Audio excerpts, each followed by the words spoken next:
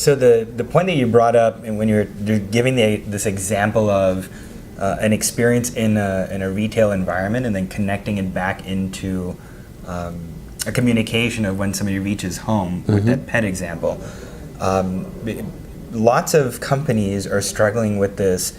How do I bridge the online world and the offline world?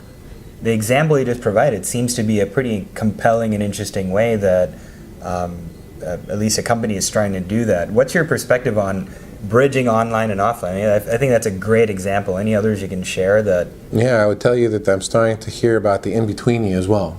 So, which is kind of interesting, right? You got online, offline, and there's something in between apparently as well, right? And so it's a joke to some extent to say you got to be front and center throughout the entire process, right? What's my point of view? As a matter of fact, we just came out of a webinar on super consumers. It's another code for Pareto, right? So it's 80-20, right? So like really kind of having a perspective, who is your customer?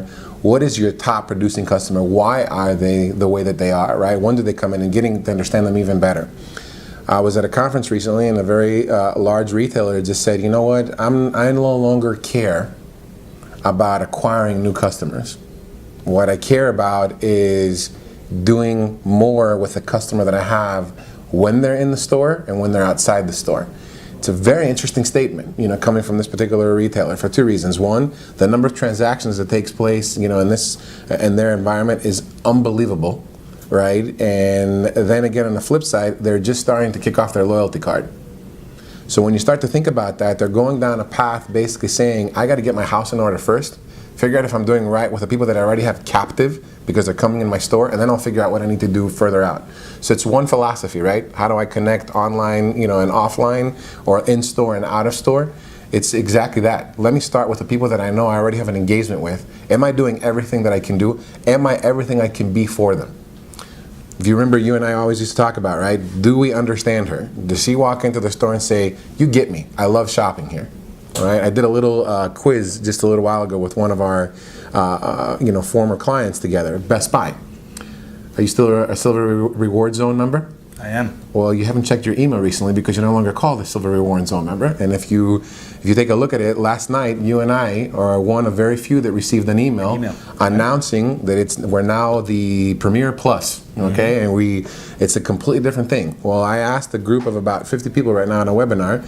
About half of them raised their hands that they were Best Buy Reward Zone members, but only those that were Silver, now Premier Plus, have received the communication. It's a real life example of you. Here's a company who's reconsidering everything that they've done, a very strong loyalty program, a very engaged program, let alone on that, and it's going out and saying, let me go after my best so they can understand. Let me treat them as the best that I called them. So it's a fantastic element, right? That makes you want to go back to that email that we both probably cruised through, because it's just like every other email we got. But we didn't know the fact that they went after their biggest consumers first, or their best consumers, and then asked the question, let me make sure that you understand the engagement, and then I'll go to the next tier and the tier after that. It's not any different than a retailer segmenting their stores, or manufacturer segmenting their product portfolio. It's just a matter that store, product, customer, that segmentation now with marketing, with the element of the space that you guys are in, is blending it all together, because you can't do one after the other. You can't do one in spite of the other. They're all intertwined. So depending on the product you're selling, depending on the consumer you're going after, depending on what that consumer's desires are, there's not one starting point. Any starting point could be a good one. And I think that's the beauty of this. But at the same time, the curse, right? You got options. Too many options. And that's the problem. You got options, right, as well at the same time. We've been speaking with Alex Siskos. Alex, thank you very much for your time today. Absolutely. I wanted to do a quick recap of what Alex shared, and then you can go ahead and add into it as well. I'm sure I'm going to forget a few items. But number one, we've been talking about big data and how to use that data to make decisions and drive value. One of the things you talked about is a system of thinking about start with the what, move to the so what, and then the now what. And the importance of that being know what the end in mind is, right, before you get going.